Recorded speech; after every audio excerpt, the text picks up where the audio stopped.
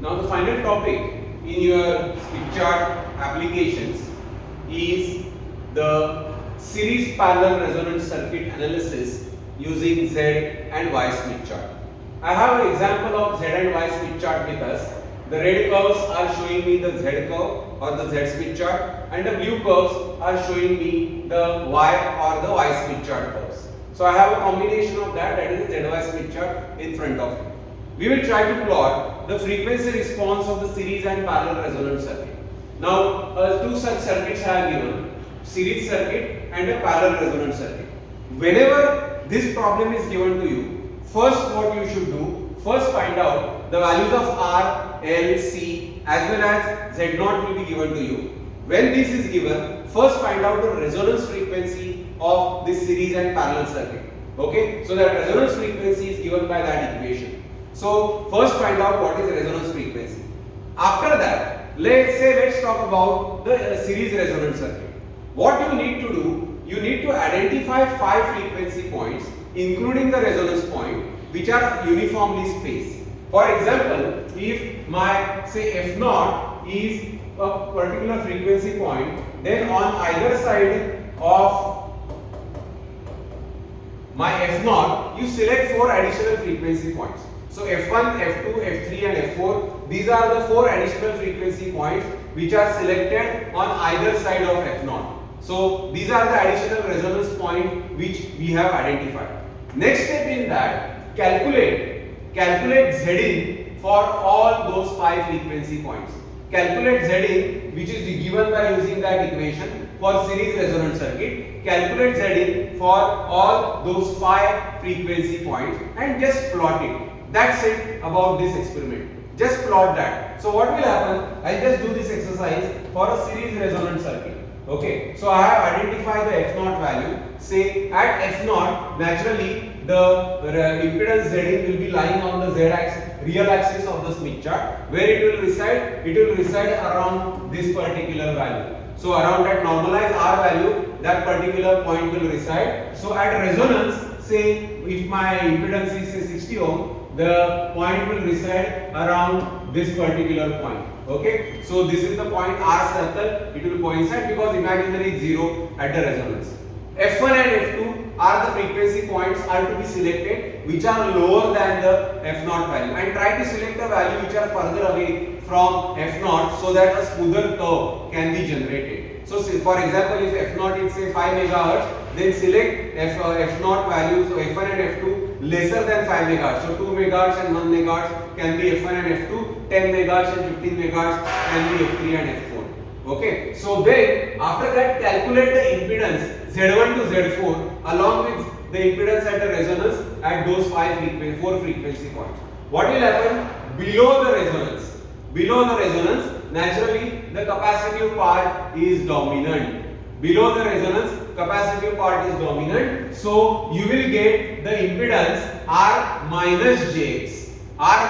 You will get the impedance of the form R minus Jx because this is dominant and this. So the impedance will look like R minus Jx. So you will get two impedance like that, R minus Jx. R value will remain the same, only X part will change. So R minus Jx1, R minus Jx2. So those are the values which will be plotted at these 2 points on that respective constant R circle, because R value is not changing.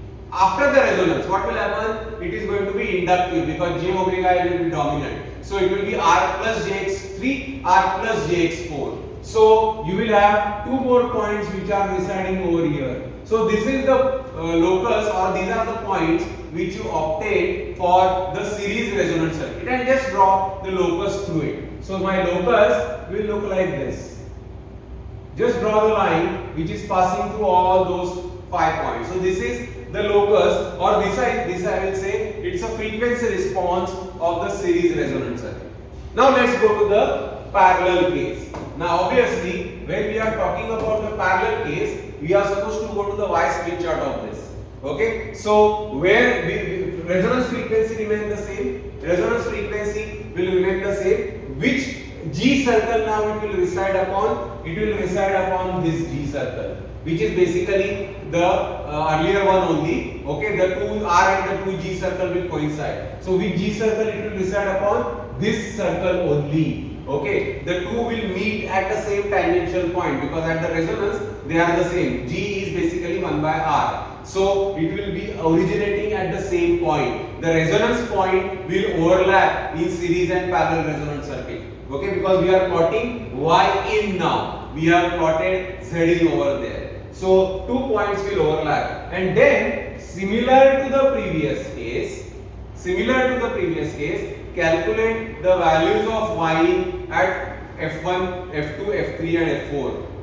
What will happen at F1 and F2? You have remember it's a parallel resonance. So when F1, F2 is there, what will happen? The inductive part is dominant in case of parallel resonance circuit. So the impedance will be G minus JB. G minus JB1, G minus JB2. That is going to be the nature of the impedance Y in prior to the resonance. So where the point will reside, you will mark that corresponding G circle. Okay, and in that just mark those 2 points, G minus JB1, G minus JB2. Okay, after the resonance, naturally for parallel resonance circuit it will be positive or capacitive nature, positive part will be there in the imaginary case. So naturally it will be G plus JB1, G plus JB3 and G plus JB4. So the points will be marked somewhere here.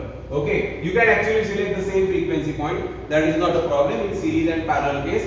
They can be same in both the cases. So likewise, you plot 4, 5 frequency point. They will meet at the resonance point because at that resonance point, impedance is real in nature. So they will meet at the resonance point, but with respect to the resonance behavior, their plot will be different. Okay, one will be going along respective G circle, other will be going along respective R circle. Okay, this is what you are going to do when the question is asked related to series and parallel resonance circuit using Z Smith chart. That is what is meant by the frequency response of this circuit. Okay, in this case R is not changing, so in G curve or R curve, the locus remains around that respective G or R circle. So this is all about your series and parallel resonance circuits. Thank you.